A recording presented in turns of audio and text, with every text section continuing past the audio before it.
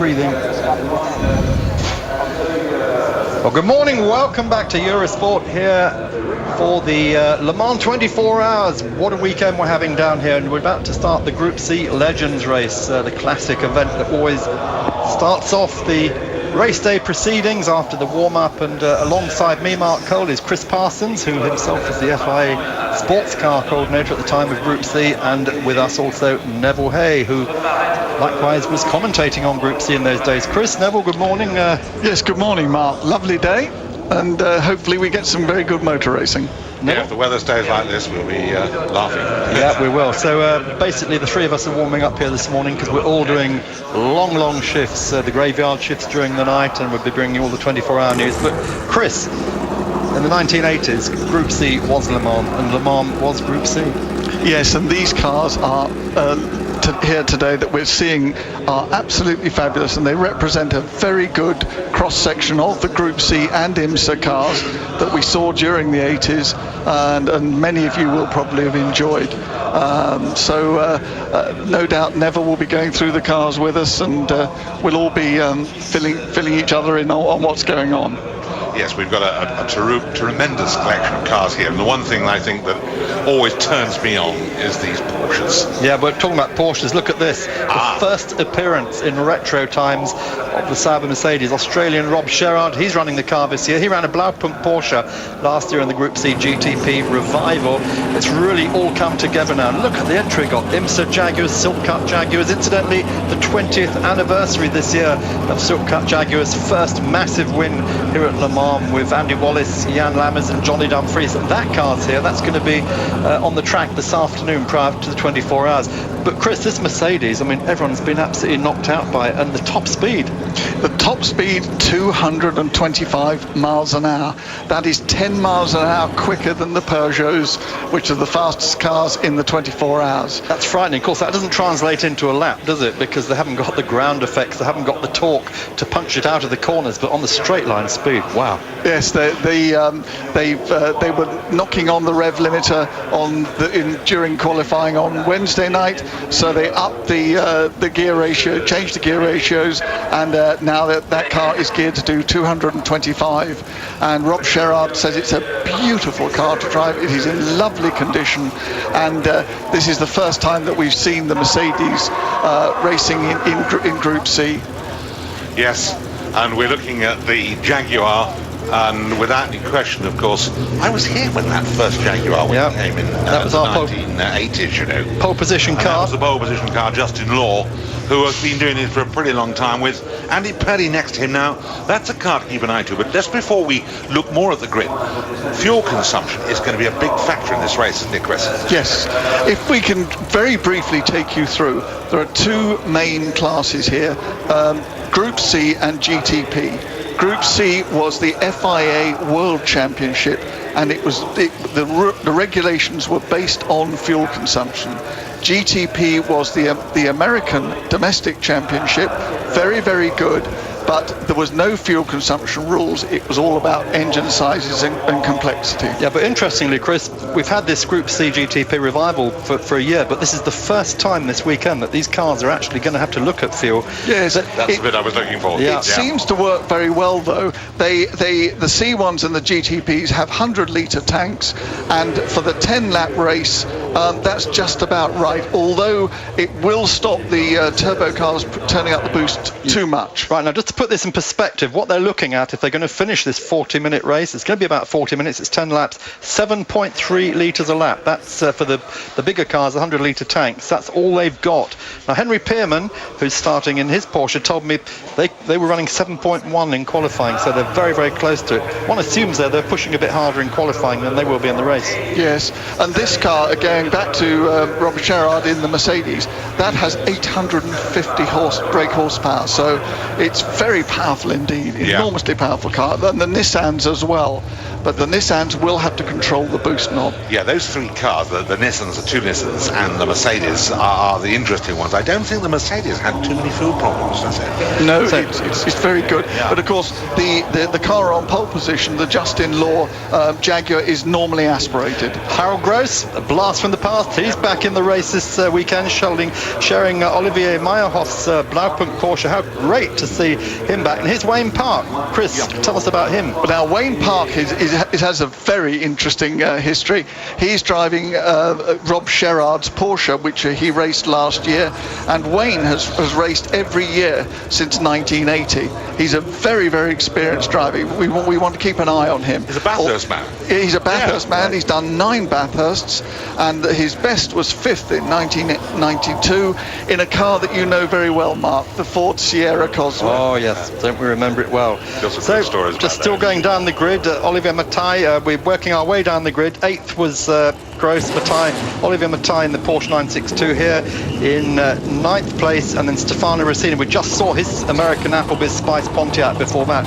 Car behind him on the grid, Peter Schleifer's March 84G, and again that's an iconic car, Chris. The Marches, Group C and IMSA. Yes, they did a lot better in the United States than they did in Europe, but our old friend Kostas Loss had a couple of seasons in his March, which was very good. Yeah, Costa's alive and well, living in London and Geneva and Greece. And those who remember Costas from the Taxa cars, one of motorsport's great characters, and the first Greek to have won a race, of course. Nürburgring 1988 with the Pruitt Green Racing Spice. Yes, and his brandy sponsor, which he used to bring to every race. So there we are. But the March was very successful in the United States, and won the Creepy Crawley car, won the Daytona 24 Hours. So they're very good cars, the Marches. Yep, and in fact they're proving to be a little bit fuel heavy in these series at the moment, but we'll see this morning rather, how that's going to pan out. So just looking down on the grid, still the 21 car there, that is the where are we, 21 Derek Hood's car, that's his Jaguar XJ9, and Jim Loftus back from America in his beautiful little Mazda. That is still one of the prettiest, I think, Group C cars ever, the little Mazda 727. Yes, the Derek Hood car is the 88 Jaguar. They're difficult to tell apart, these Jaguars, I should tell you, but they go right the way up to the last one ever actually built to go racing. So Daniel Prosino, the architect of modern racing here at Le Mans, he's head of the ACO racing side and the head of the Commissar of Stewards, who actually decide on the rules. So he must have his sort of thinking, well, this is how it used to be, but not now. There they are, warming up their tyres. And I Andy can Purdy. see somebody stuck on the grid there, looking back, and I'm trying to sort out who it is. And with the windows and the people and one thing and another up here, I can't. But Let's hope they can get that car moving. They'll have to get it moving before they come round. Yes, maybe one of the Primagaz cars. Yeah, I think it is. There's the other, It's the Primagaz car. So up through Dunlop chicane, then huge accident here on Wednesday night, which really astonished everyone, didn't it? The Schiller Cruise Mazda and Hideki Noda on board the car. It's the Applebee's car. It's that little number 5 Pontiac, Spice Pontiac. Spice Pontiac. But that's one concern we've got this year for the 24 hours, is the cars are still flying. These cars tended not to once they got everything sorted out. But even so, when the Mulsanne, Kink and Hump were there, we did have flying cars. John Nielsen in the Mercedes, Win Percy in the Jaguars, and then of course after that in the more modern GT era, Mark Webber and Peter Dumbreck famously here at Le Mans in 1999. Yes, actually, they were taking sort of flying lessons, I think, from the Luftwaffe or something, because it really was. It's an aerodynamic problem that has actually struck at many cars at various times in the various eras. It happened in America at one time, and they put these little wings on. Let's just have a look at the grid then. Justin Law on pole position from Andy Purdy. Andy Purdy, 2 times the winner last year here. Mark Sumpter, Freddie Kumchit, Rob Sherrard, Henry Pearman. Take us on, Chris. Wayne Park in the Porsche, Olivier Meinhofer and Oliver Matai, Stefano Rossina, Andrew Haddon, Peter Schleifer, Peter Sauby, who we've been advised to look out for. In that Nissan there, he's just coming up now, and then alongside him Ford Mustang, not the Mustang you normally see every day, but that's Kent Abrahamsson's car, the Swedish drive. He's got 5 or 6 Group C cars. Now the next one on the inside is Gary Pearson. That's a car we really need to look out for. Mark. He's so far back because he was running running in a rebuilt engine on Wednesday when the qualifying was dry, and he was very easy on the car, looking to do a time on Thursday. But as we know, it was wet on Thursday evening. It drizzled throughout the practice. He got stuffed. And he got stuffed. Neville. So watch Gary Pearson coming through. Neville, this could be 1988, couldn't it? It could indeed, looking at this, and the Nissans as well. Those are the cars that turned me on. You remember Mark Blundell putting in an absolutely stupendous lap here. The race started, off he goes, and all of a sudden, about 2 or 3 laps into it, he spins. And he was telling us when the Group Cs were last here 4 years ago that he couldn't. That car had 1,500 brake horsepower in qualifying trim, and they couldn't turn the boost right up because it turned the tyres on the rims. Yeah.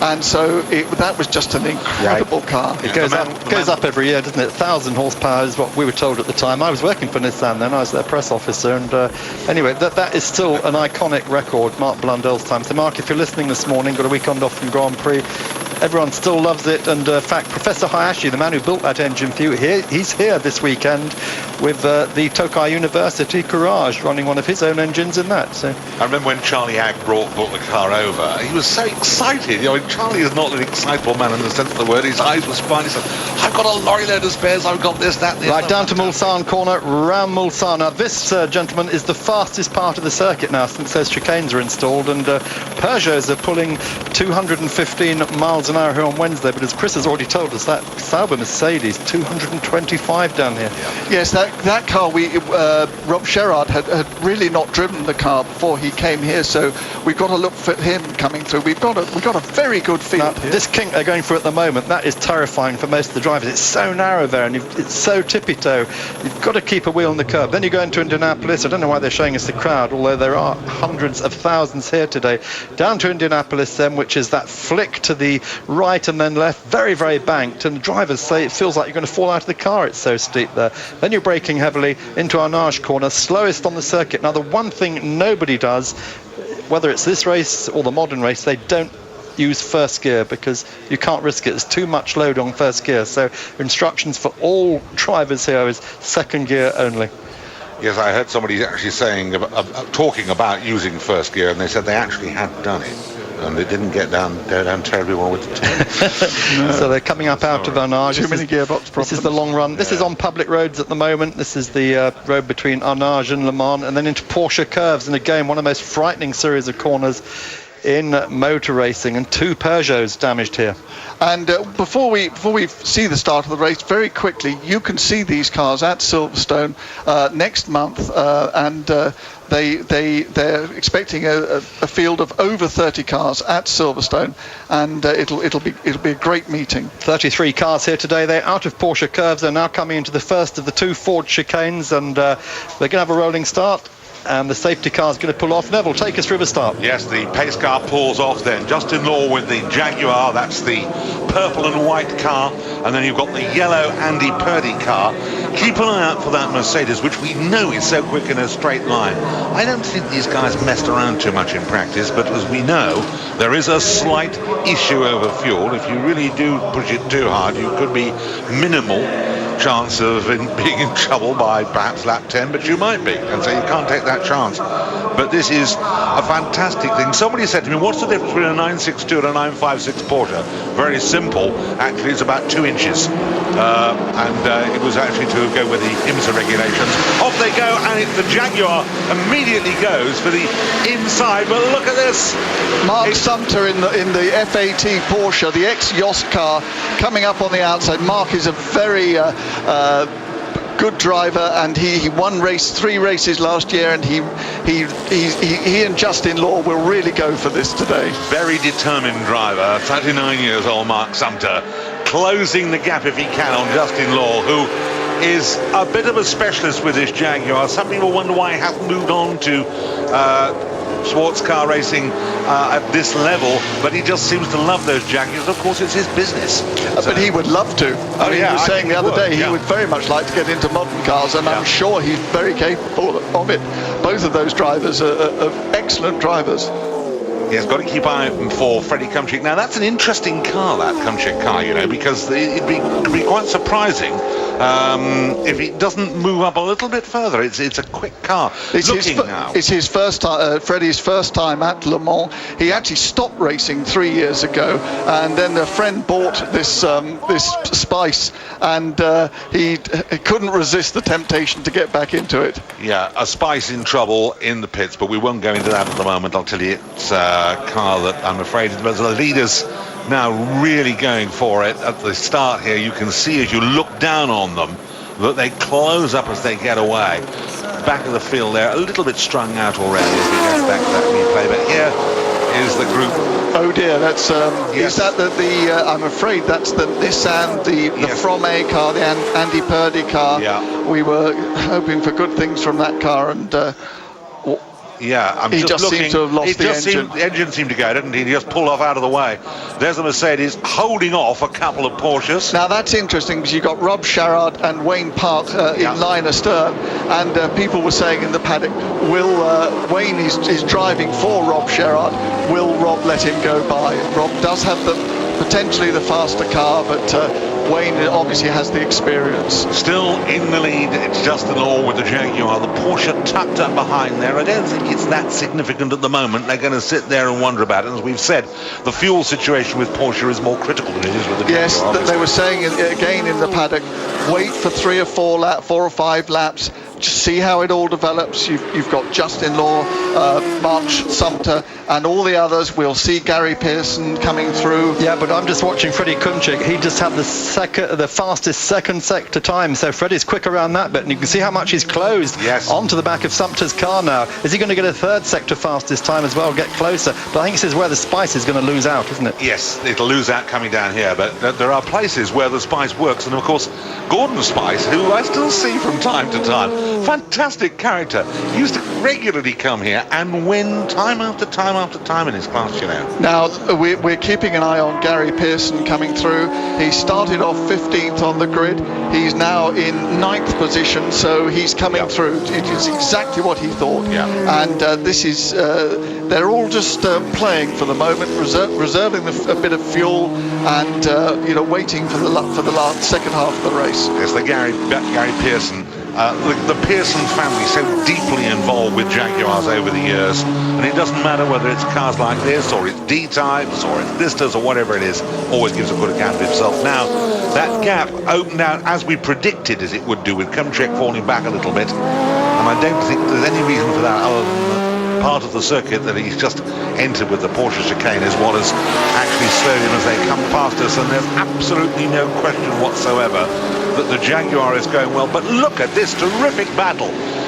I think it's fascinating that among the drivers at the Le Mans 24-hour race, the junior Mercedes drivers of that era, Wendlinger, Frentzen, all here. We're only missing the one chap, aren't we? The chap whose name begins with S. Yes, Mr. Schumacher. Yes. And also at the back there we have Gary Pearson still coming through. He'll be towing on to the back of these three very shortly.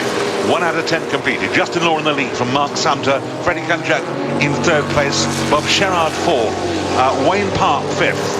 And Gary Pearson is up to 7th by now. You probably noticed, those of you who, as we looked down as the cars came past the pits, you could probably just see that car moving, daring to move up again. So, very much a battle at the front. Here's the Mercedes again. And right behind him, tucked in there, the Porsche, looking for all the world.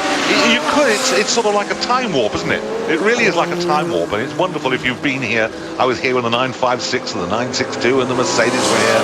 And it's, to me, seeing the Merc again is terrific. Well, we're all here, and of course Chris was running these cars all through the 80s as the FI sports car coordinator. Probably 18.9 was the best manufacturer's participation, but by that time Bernie Eccleston had taken back Group C and decided he wanted to drag those manufacturers screaming into Formula One, Chris, and happened with Peugeot, of course, but not with everybody.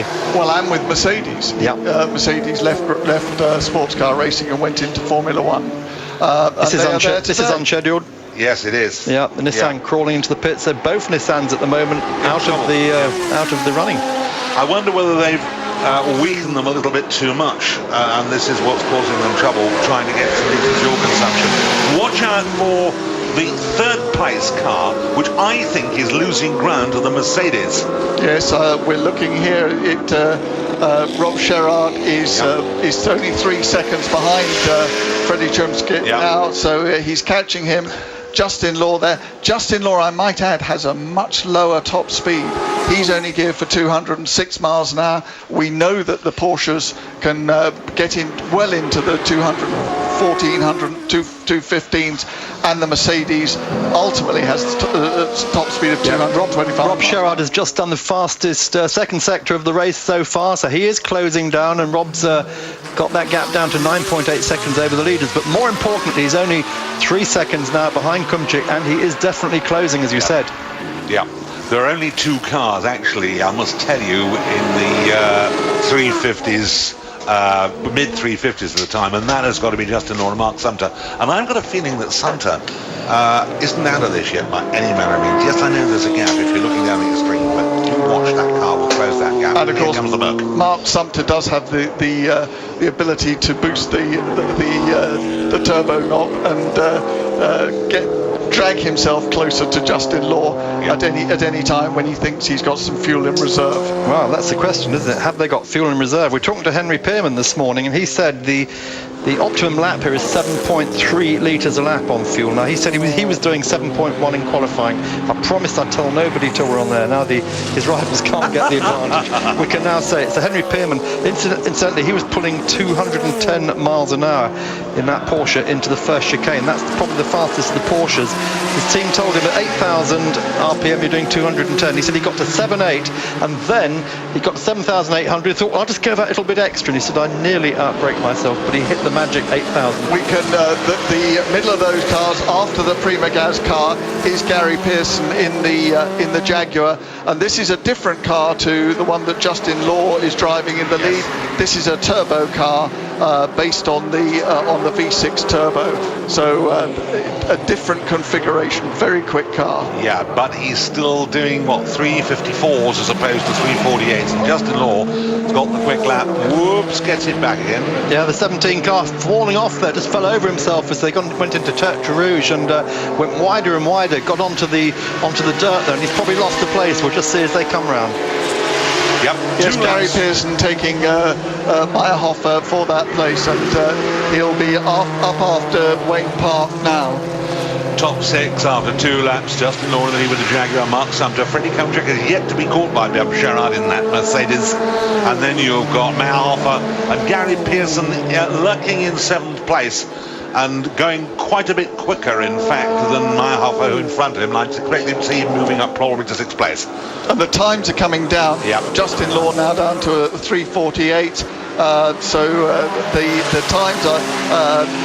Charlie Agg, who drove the lovely from a Nissan 4 years ago, said that his best lap was 3:52, and there's Justin Law doing 3:48. Incredible battle here, Neville. Yeah, terrific battle. Oliver Matai really giving it, the full measure. Well, it was he who just went off at Tertre Rouge. He's caught up again. They're side by side down the Mulsanne now. Fantastic sight.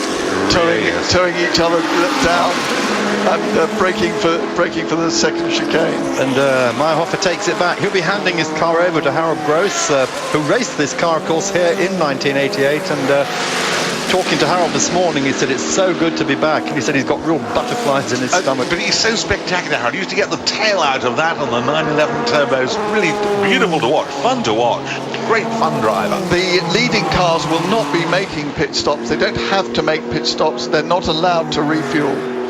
Here's a picture of the Porsche. That's the moment where that's where he did it, isn't it? Yes. Little bit of an excess there, but he had Gary Pearson all over his tail, didn't it, that moment? And just probably looked in his mirrors and fell off in fright. There's the Mulsanne kink, which is much flatter than it used to be now, of course, and he plunged down the hill. And the 962's coming back up towards Indianapolis here.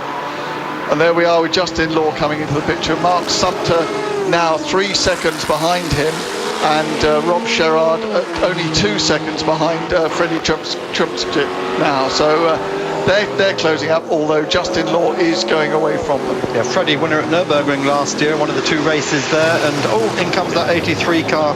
That's the one we saw earlier. It's going back out, isn't it? That's Peter Sauerby. Yes, they had a bit of a tragedy, unfortunately. Their motorhome was burned out. Just as they were about to go to practice on Wednesday, somebody said, "Oh, that smoke over there." Yes. Well, when they came back, they didn't have a motorhome. Just like that. Oh dear, oh dear, oh dear.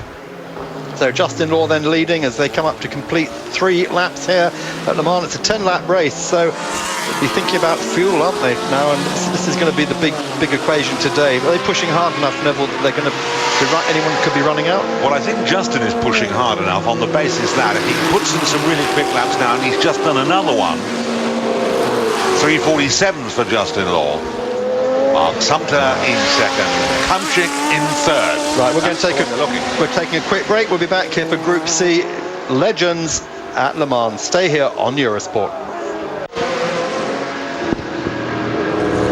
Welcome back to Eurosport, Group C fans. Here we are. This is the race of the year as far as the Group C GTP fraternity concerned. It's the Legends race, Saturday morning before the 76th running of the Le Mans 24 Hours. And great race going on. Justin Law for Jaguar leading, Mark Sumter for Porsche, Freddie Kumchik for Spice, and Gary Pearson for Jaguar. Gary has come up from 15th place on the grid after running in an engine during qualifying. He's now 4th. How good is that, Neville?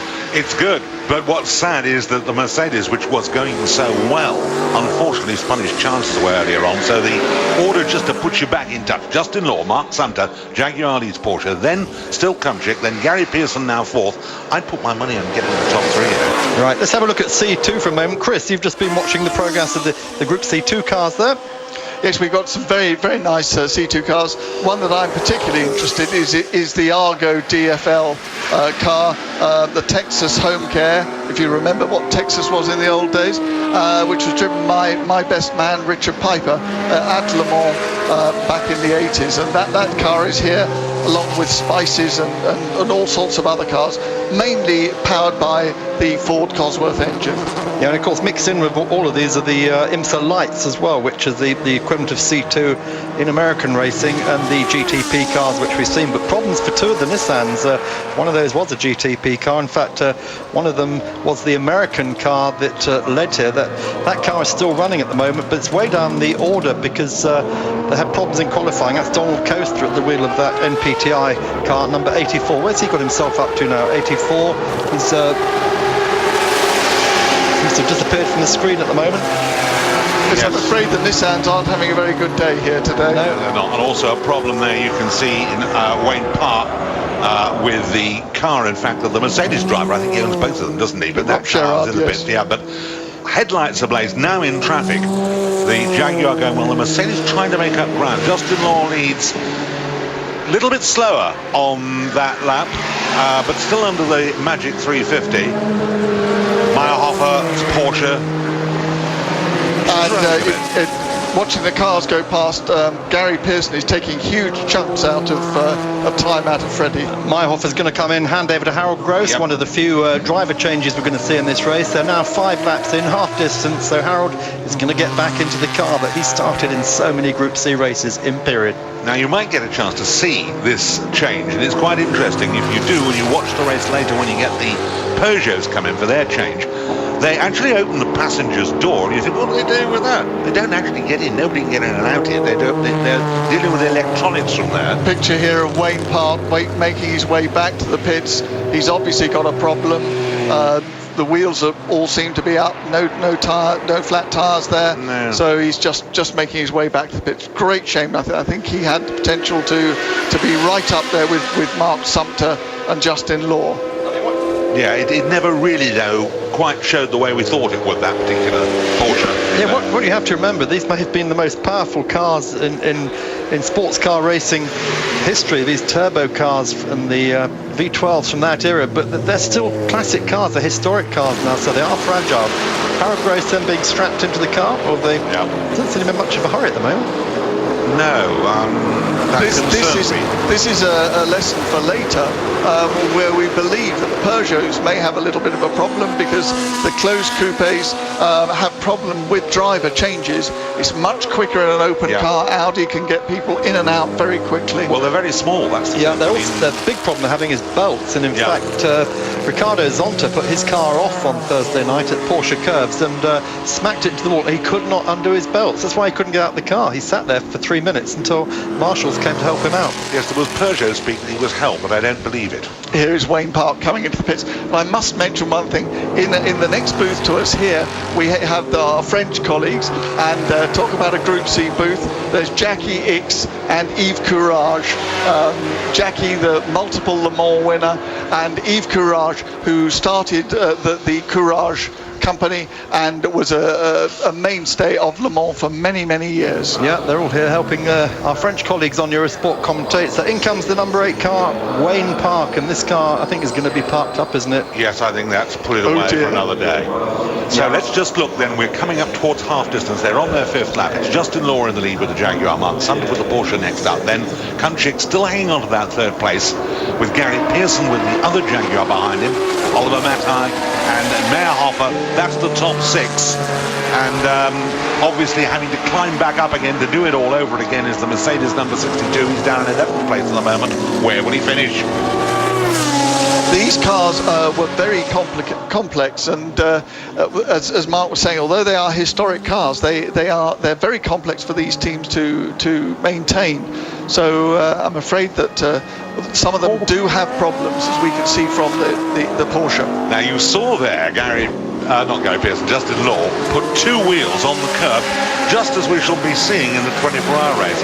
That's not something always that you want to do in a 24-hour race. You'd be surprised. You do that for 24 hours, you need new suspension by about 16. Justin is a very accomplished driver. We've seen him many times, and very, very good. An ex-rally driver, a historic rally driver, and he prides himself on being able to get out in a car and go very quickly from the word go. Yeah, well, there's the... this is the 5th place battle. Flamaga's guy, yes. Yep. And being pushed all the way now. He's gone past Gary. He has. Yeah. I mean, you've got me going back there. He's got past him. No, they've just... Yeah, there he is. It just changed itself on the screen. So great piece of driving by Olivier Mattei. Oh dear, we've got another spinner here, or is it just someone pulling off? That's the... No, I think it's gone bang. Yeah, that's the Chesters, Nick and Richard, father and son racing. Yeah, always a lot of smoke coming out of that, Chris. Richard on board. Oh dear, yes. Tiger. Yeah. Built by Howden Ganley and Tim Schenken, those cars. Yeah, it was one of the Roy Baker cars. Great friend of all of ours in period. Now, Neville, Gary will not be happy about this. He spent all the race so far working his way from 15th to 4th. He's now been pushed back to 5th by a guy he passed it 1 lap ago. Yeah, well, you know why, don't you? He's just realised how far there is to go, how much fuel he's got, and gone twink twink on the boost. So let's watch that spot. Yeah, very well spotted there, Neville. So here we go. Here's the Prima Gaz car, the 27 car. Now back into 4th place, Swiss Olivier Mattei. Freddie Kunchik way ahead of him now, 10 seconds ahead, and I have to say, only Mark Sumpter has any chance at the moment of still striking at Justin Law. He's 6 seconds behind, but then it's 28 back to Freddie Kunchik. Yeah, they're on their 6th lap. Justin Law then leading as he has from the start, and here is Gary Pearson really pressuring for all he's worth out of a Mattei, but it's not quite so easy as that. And there's no story, but the more you can get past, it is wide enough. I think you're right there, Neville. Gary Pearson must have a fuel problem. I think he's probably had to use rather too much fuel to get himself up from his 15th place on the grid to where he is now, and he's just conserving it for a few laps before he gets going again. That looks like engine to me on 81, I'm sad to tell you folks. A little Tiger. There's lots of nasty blue smoke where there shouldn't be blue smoke. Yeah, there's there's a little flash of flame as everything. well. That's a lunch DFV, isn't it? Yeah. Unfortunately. So But just going back to the fuel, of course, most of these cars, certainly the front runners, they have computers on board, so they know exactly what their fuel consumption is, just like modern cars, and they've just got to judge it. Don't forget, most of these guys are also in contact with their pits on radio. They haven't got telemetry like modern day cars, but at least the team can monitor what's going on and just tell them their position on the track. Oh dear, we have yellows there. Yes, but that was for the Tiger. That was for the Tiger, which is deposited probably some nasty black oily stuff somewhere.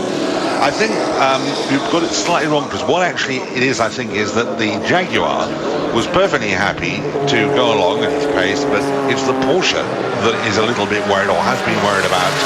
Boost turned it up, and that's how he's got ahead of the Jaguar. But Gary isn't going to have much of this. It's loosening off. It's a new engine. It was running over the course of Thursday. It's running a bit over the course of Friday. It's right with him now. This is it. This is his chance, though. Out of the yellow zone now. Watch this on the run up to Porsche curves. And we just had a quick flash of the spice, of Freddie Kumchic's spice there, so they do appear to be catching that car, and we'll when they come past the line, and we'll update you on the gap. They'll have to go a bit. They'll catch him by years. Oh, they will. It's still 10 seconds, but as Chris says, they're only knocking tenths off. That's the problem. But here we are. Great shot through the Porsche curves here. Look at that. And through they go past one of the back markers. And Gary's really looking left and right to see where he's going to be able to take that. Let's see what happens. They come past the pits, go up the hill. That's usually been Gary's favourite passing place.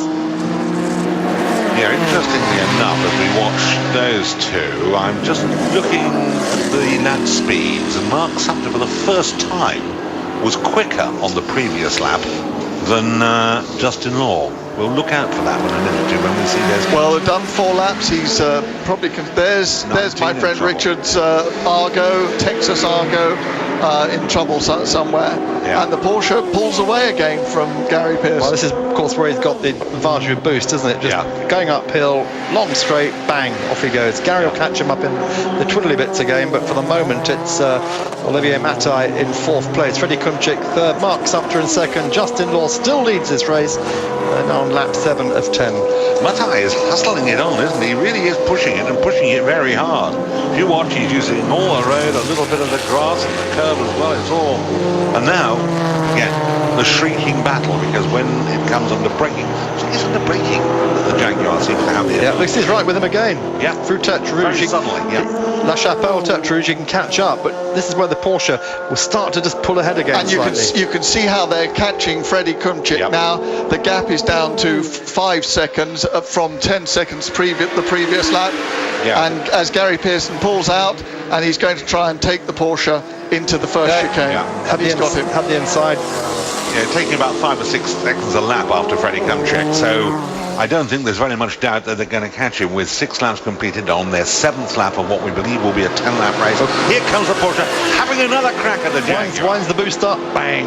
It really is. It's just like a time warp, isn't it? You know, I mean, these battles that went on, I can remember them. And he's got him. There's one of the marches, and the march, I think he's probably going to... Olivier's got the inside, of course, for the second chicane, so he does it. Oh no! He had to back out of that. Yeah, and overtaking the march through the chicane, which is a very difficult place to do it, indeed. But there we are. That was no quarter ask and none given. The door firmly shut. I have to say, good driving by Olivier. For a moment, I thought it was Gary who was going to be... Gary was going to be blocked by the march. But Gary was very brave, wasn't he? Here we are, down for the Mulsanne King. This is one of the fastest parts of the circuit. There's the King, flattened out over the years into Mulsanne corner. Let's just look further back. Yes. And we have... one of the Jaguars in trouble. I'm trying to work out which one. Yeah, but it's Derek Hood.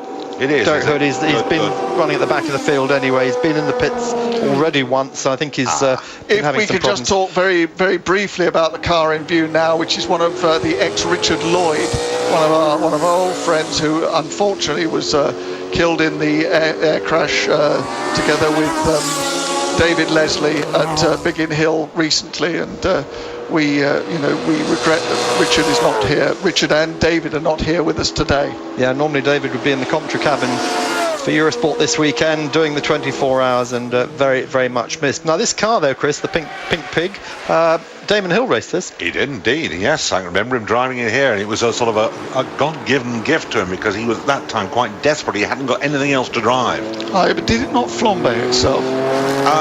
It did have a little bit of feu. Yes. Petit feu. Yes. Absolutely right. I love that bit. You're absolutely right. And then, of course, James Weaver drove the car later in the pink form. Jonathan Palmer. So again, one of these iconic cars that a lot of famous people have driven. And Damon, at that time, he came to Le Mans because he had half a mind to try and emulate his father in being world champion, winning Le Mans. And then, of course, the last thing would have been to have a go at Indianapolis. No one has done that since Graham Hill. Justin Law in the lead then. Sumter in second place, Kumchik in third. We're going for a break. Stay with us here on Eurosport. Group C Legends, live from Le Mans. We'll be back in a moment. So welcome back to Eurosport, our coverage of Group C Legends from Le Mans. We're looking at a legend in its own lifetime, Dome, who are racing here in the 24 hours. We want to watch the Group C cars though, please. Justin Law leading for Silk Cut Jaguar from Mark Sumter from Freddie Kumchik. And I'm sitting in the commentary booth. I'm Mark Cole. With me is Chris Parsons, Neville Hay, two of the doyens of Group C racing. Chris was the FIA coordinator. Neville, of course, commentating at all the Silverstone 1,000 kilometres and many other races those days. And great to be back, guys. I'm afraid we're legends ourselves, aren't we? Yes, well, there you go. Neville, for you, 35, 36 Le Mans, and you're threatening this might be your last. Well, I have said that, but I tell you what, I've enjoyed it so much. If somebody said, are you going to come back next year right now, I'd say yes. There we can see Gary Pearson in the turbocharged Jaguar catching Freddie Kumchik in the non-turbocharged IMSA Spice. Yeah, that's going to happen any minute. That's going to happen any minute. There's Kumchik, there's the Jaguar. You can see them there, and lurking in the background is the Porsche. I think probably what you both of you have said called quite correctly. The Jaguar and the Porsche were just hanging back, seeing what their fuel was going to be. They know they're going to make the finish now. They've still got another 2.5 laps to run, and they've just pulled in Freddie Kumchik like he's on a piece of rope. Yes, the old boost knobs will be going up a bit, and the power will be going. But we had to keep an eye on Justin Law, because whether he was fooling everybody yesterday, but he was talking about having to be very careful or he might run out of fuel on the last lap. So got to wait and see. Mark Sumter's only 4 seconds behind him, so really quite close, that one. It's interesting if you look at the times. The best lap of Justin Law is 3:45.915, which is last lap, a 3:46 for Mark Sumter. It's Mark Sumter who now thinks, I've got fuel, I can go for it. Yeah, but look, Justin Law has just put in his fastest sector time of the whole race so far, so he's speeding up. Oh yeah, but that's it now. Those are two very competitive drivers. Anyway, let's see Gary Pearson closing up on Freddie Kumchik, and I think he might get him coming out of the Ford chicanes. Yeah. I've lost the Porsche. There he is lurking. He's dropped back. That Porsche has dropped back. Matai has dropped right back. He went right with them. So what's happened there, I don't know. This is a change of place. This is for the place. There he is. There's the Porsche level. There's the Porsche. There's the Porsche. You can see it in the background there. He's now looking at his fuel readout, isn't he? Yeah, I think he is. And here is Gary Pearson lining the car up. Nice wide sweep in here. He'll get him in Tertre Rouge. Watch this. He's going for it. Down the hill now to La Chapelle, and then Tertre Rouge. Watch this. Yeah. Spice, of course, is a more nimble car. It's lighter than the Jaguar, and they're being bought by. That's the Group 44 car. That's one of the very first Jaguars that we ever saw at Le Mans. Look at this now, the Jaguars. Freddie is so experienced. He's a Formula One racer, as you know. And, he's a single-seater man. So he knows how to work the traffic. And Gary really got stuffed there, didn't he? He didn't like that at all. Look at the Porsche's caught up. Tell us about the Group 44 car, then. The Group 44 car, this is one of the original XJR5Bs, and it's a very, very original car. It was, and the engine was actually last rebuilt by Group 44 in the winter of 1987-88. It's a very original car, and it's still going. It's going very well. The drivers are thoroughly enjoying it, and then it was producing 601 brake horsepower, and it has the first ever Lucas ECU registration number 001. Yes, Bob Tullius bought these cars to Le Mans Among the drivers was Brian Redman, who of course had won in Miami with this car, and that's what started the Jaguar comeback, really. They brought one over, Jaguar had a look at it, Tom Walker tried to look at it, and the rest, as they say, is history. Well, as you know, Jaguar are here in fourth this weekend because it's the 20th anniversary of the win of the Silk Cut Jaguar here at Le Mans 1988, but even more importantly, by today's standards, Jaguar are here evaluating modern day sports car racing. They're here with Apex Motorsport from Buckingham. Harry Hancam is over here, other people are here, and they're having a very, very close look at a possible return. They've been watching what Aston Martin's doing, and they're thinking, we'd like a bit of that. And my German informant tells me that another company from Munich also are looking very closely. This is so. Yes, it's So we have 2 laps to go, and Justin Law has 5 seconds over Mark Sumter in the Porsche, in the F80 Porsche. And here is Justin coming through the Porsche curves. Yeah, but we want to see what's going on behind. Justin's 5 seconds ahead of Mark Sumter. That gap hasn't changed at all in the last 3 laps. Freddie Kumchik, though, he was being monstered by Gary Pearson. That's what we want to be looking at. Yep. Come on, Mr. Director, let's get those pictures. But that is an iconic car. That V12 Jaguar makes the most fabulous noise. You can hear it going past us now, and a beautiful V12 howl. Yeah, Mark Sumter getting within striking distance, 0.3 of a second actually on their last lap between them. 0.4 on the one that they've just finished. And it's a close battle, but it would seem that whether or not he's been saving a little bit of fuel, Sumter can't close that gap, and Law can drive more or less at his pace. In fact, the timing's just come up. Nobody's dropped back. I think he's struggling for fuel. It was 8 seconds. It's 13 now. He's backed off. Yeah, he has. Justin doesn't have that problem, does he? He's on a normally aspirated engine, and so it's only, he can't increase the boost. So he knows exactly what pace he can run. But it's Kumchik and Pearson we should be looking at. They're fighting for third. They're all over each other. Yeah, and I'm just watching here what's happening, because this could be quite funny.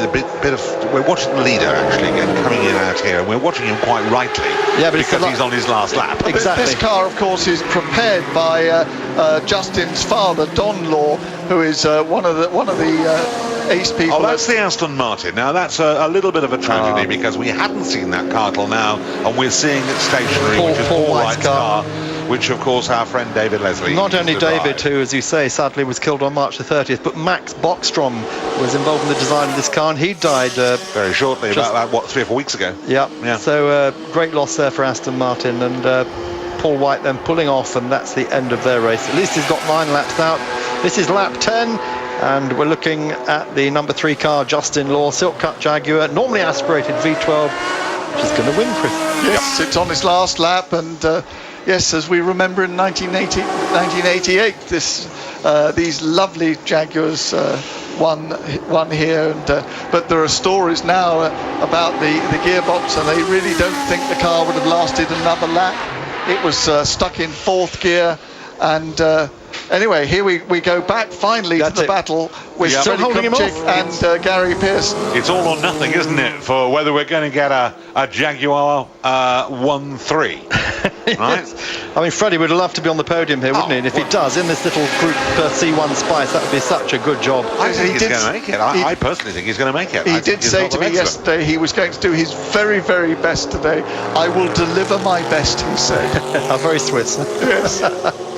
Did he give you a cuckoo clock? No, but he very nice man, and obviously very, very keen, as you say, a single-seater man normally, but he really enjoyed driving this Spice. Yeah, we saw him win in Nürburgring last year at one of the 2 Group C GTP races there. Chris, just remind us, upcoming races. Yes, there are 2 races coming up. These cars will be at Silverstone in July. I'm just looking to see the exact date of the Silverstone meeting, but they'll be at Silverstone on, oh dear, there's the Group 44 car. They will be in Silverstone on the 25th, 26th and 27th of July. And they're going to hope for another 100-car gathering, aren't they? Yes, with, and 30 or more racing. 30 of these Group Cs, and then in Donington Park in October. Perfect. Neville? Yes, right. Coming up then to, we believe, take the checkered flag, I say advisedly, is Justin Law with the 1990 XJR 12, the car actually that was here at Le Mans with Alan Ferte, Alan Jones, Perez Sala. Didn't finish actually the race, but also spent some time in the States as well. And he hasn't made it look easy, but my goodness, it's been fun. But this is the battle. Arnage for corner. third place at Arnage. Nose and tail. Gary will be turning the boost knob and trying to overtake Freddie Trimchek as he comes down to start the Porsche curves for the last time. Well, they've missed the checkered flag. Justin Law has taken the flag. The car has now been stopped and it's turning into the Parc Fermé. But while that's going on, this is what we wanted to be seeing earlier. Can Gary do anything about this? He's got boost, hasn't he? But has he got the fuel? Yeah. Well, Mark Sumter should have finished now in second place. Yeah, he has. I've just seen his car pulling in. Paddy Kumchik then hanging on, and I think he's got Gary Pearson. I think that's all over Red Rover. I think Pearson is going to have to put up with the situation, and he has, and it is, and that's what's happened. So after a good fight back, he's back in 4th place. Oliver Matai in 5th place. David Hart in 6th place. Where did Henry Pearman finish? Well, he was 8th. Where did 16th? Oh, there's Freddie. Freddie's lost it. He spun in the first of the Ford chicanes.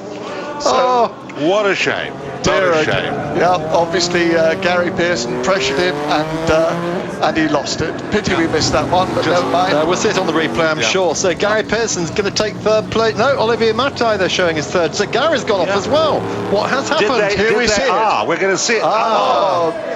Gary trying to muscle his way past. And the Jaguar obviously went off as well because Olivier Matai's come through and taken 3rd place. Well, that is really a turnout for the book, isn't it? Because I looked down, they were there, and I thought, right, that's it. We look up, and now we've got a stationary... Where's the Jaguar? Come on, let's see it. I haven't seen the Jaguar finish now. 77. This is the Spice Buick C2 winner. Yeah. And... well, it's they call this, here we see it again. Here we see it. That's the winner. That's Justin Law in the lead. This is Justin taking the win. Right. Mark up to 2nd. Yeah. And I glanced up the road and thought, right, well, that's settled that. And Freddie Kumchik would have been 3rd. Yeah, but then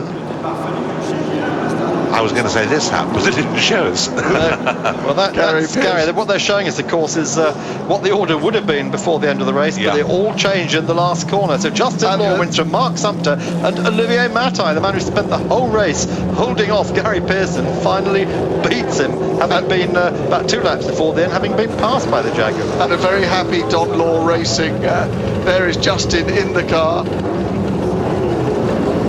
Right, so Jeff Edwards there in the shorts. He ran this car in period in 1990. In fact, he ran the similar car, didn't he? John Nielsen's car, which is the car that actually won that year. Yes, and Don Law was saying that they now understand these cars. They can see how what Tom Walkinshaw was trying to do with the cars, and they now understand the maintenance of them, and they can really start to maintain them. When we came here 4 years ago, there were unfortunately a lot of retirements. This time there seemed to have been very few. We seem to have lost very few cars. Did they find anything else in these cars when they took them apart? The Walkinshaw years? I mean, he always had the unfair advantage. No, I mean, poor old Tom. He did get sort of but basically, Tom did a damn good job, and I can tell you from personal experience, I got to know him pretty well. Oh, we all know and love Tom. Tough, hard bloke, but I'll tell you what, he looked after his lads. Oh, yeah. I'm just trying to find out where the Mercedes finished, because I'm glancing down It stopped early on, don't you remember? He's classified 23rd, but he only ran 7 laps. Remember, he pulled off on the... Well, I saw him spin, but I thought he restarted. No, he didn't restart. Oh, well, we saw the car in the background. We're just having a look right through the whole field now, not necessarily in any order, just reminding you of the cars that were in this race. So this has really been the highlight of the Group C GTP year, hasn't it, Chris? And but Silverstone Classic probably may be a more important race for these guys. Yes, and a bigger field there, but it's getting, every time these cars come out, the quality of the field is coming through, and it's lovely that Rob Sherrod has now got one of the Mercedes going. This is, as we said earlier, this is the first of these Mercedes that we've seen. Only one first time out, didn't he? Yes, at Spa. And you and I did see one at Daytona, Mark, but unfortunately that car really wouldn't run properly. No. This car is running absolutely beautifully. So Justin Law with his trademark ponytail and sideburns. Of course, Dad Don, who runs the team, he himself is a band player.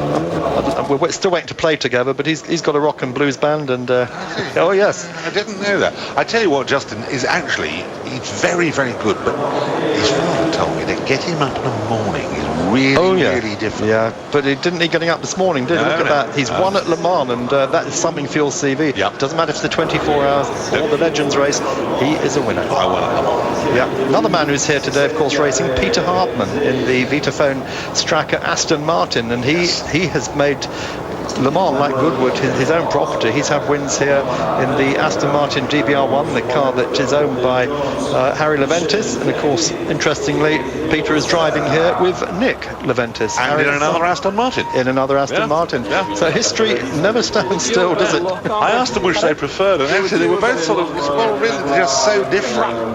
They're just great fun to drive, both cars. Well, that's the Group C race, and those of you watching Eurosport know we're going to be doing the full race. Now, at the moment, the plan is we'll be coming back on there at 1:30 UK time, but there is a chance it might be a bit earlier, so I suggest you get Eurosport 2 on a little bit earlier than that, perhaps from 2 o'clock onwards, because 1 o'clock onwards we may be coming back to the circuit before the advertised time. There's other programming on Eurosport, of course, and if that finishes early, we will make the most of being here live at La Sarthe. There we see. He said La Sarthe, didn't you think he said that? I think he might have been here before. I think he has. How many Le Mans have you done? This is my 26th this year. Oh, well, there you are. You've got about sort of 9 to catch me. Oh, long way to go. Mike Cotton, of course, is ahead of all of us, 40 this year, and he has said it is his last Le Mans. His wife Henny has said, Mike, this is enough. You know, you've been doing too long. I want you home doing gardening on Sundays. Mike might have been here 40 times, but I first came in 65, so I've been here longer than that. No, let's just be fair with Mike. You're looking at the father and son thing down there. Mike has been working here for 40 years. Like you, he came here in the 60s. Yes. And he remembers a lot of those early Porsche days. Mark Sumpter there in the middle, and the three of them congratulating each other. Oliver Mattei, good job by all of them, and well, it was a good race, wasn't it? Particularly at the end, but they've all got big grins on their faces as well. They've obviously had a good morning's work there, all of them. You know, if Justin carries on, he can get those mutton chops to join up, right? Can't he, around there, match his pony. Actually, he's getting to look more and more like he can't hear it. Very special result. Right. So, Neville, Chris, we're not going to see the podium, unfortunately. We've got other programmes on Eurosport. Just quick sum up. Terrific race. Justin's getting look more and more like his father, getting a bit on top, you know, but Chris. a terrific drive. Yes, no, lovely to see the Jaguar. Very good race from Mark Sumpter. We really haven't come very much, but and very exciting with Olivia Mattei and Gary Pearson and Freddie Kumchik. With that, we're tripping over each other at the Ford chicane. Neville Hay, Chris Parsons, and from me, Mark Cole, thank you for being with us for Group C Legends. Back at 1:30 or maybe even before for the Le Mans 24 Hours, live here on Eurosport.